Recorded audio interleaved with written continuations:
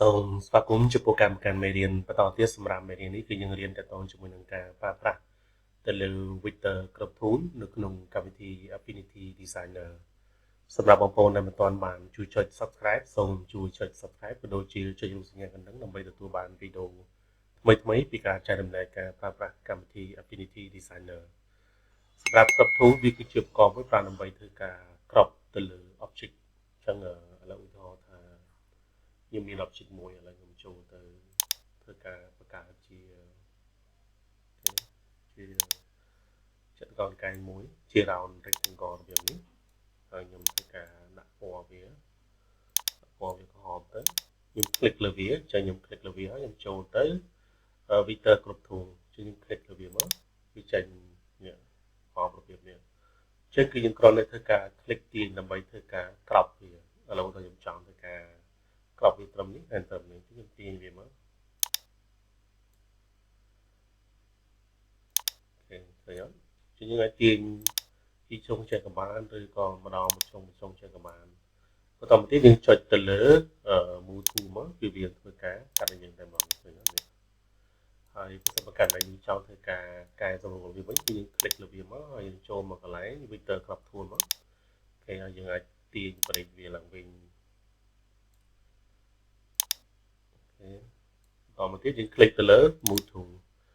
ឥឡូវខ្ញុំលុបសិនហើយខ្ញុំចូលទៅមួយទៀតឥឡូវខ្ញុំចូលមកសរសេរអក្សរខ្ញុំ click ទៅលើ text tool មកហើយខ្ញុំសរសេរពាក្យថា home អូខេបន្តមកទៀតគឺខ្ញុំដាក់ទំហំវាធំតិចមកខ្ញុំតម្លើងទំហំវាដល់ប៉ុណ្ណឹងខ្ញុំមួកចំកណ្ដាលឥឡូវខ្ញុំឧទាហរណ៍ខ្ញុំចង់ធ្វើការកាត់ទៅលើឬក៏ crop ទៅលើអក្សរ A ហើយនិងអក្សរ E ខ្ញុំ click លើវាហើយខ្ញុំចូលមក Vector Crop Tool ខ្ញុំ click លើវាមកហើយខ្ញុំសារ៉េវាខ្ញុំចង់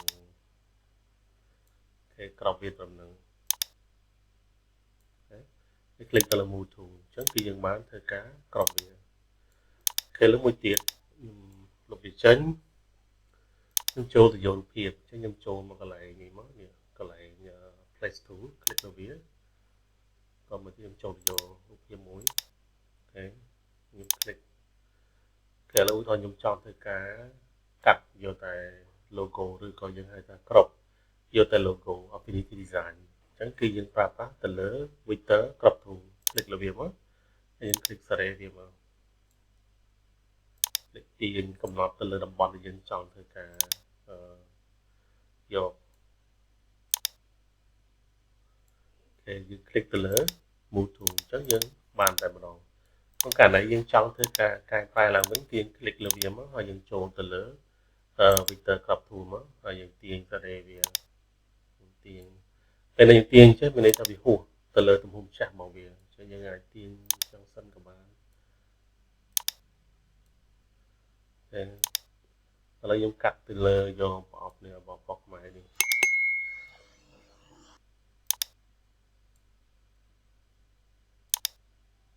អូខេហើយយើង click ទៅលើ Move Tool អូខេអញ្ចឹងខ្ញុំគិតថាมันពិបាកប្រើទេតកតងជាមួយនឹងការប្រើប្រាស់ទៅលើ Vector Crop Tool វាគឺជាឧបករណ៍មួយប្រើដើម្បីធ្វើការ crop ទៅលើ object នៅក្នុងកម្មវិធី Affinity Designer សូមអរគុណសូមជម្រាបលា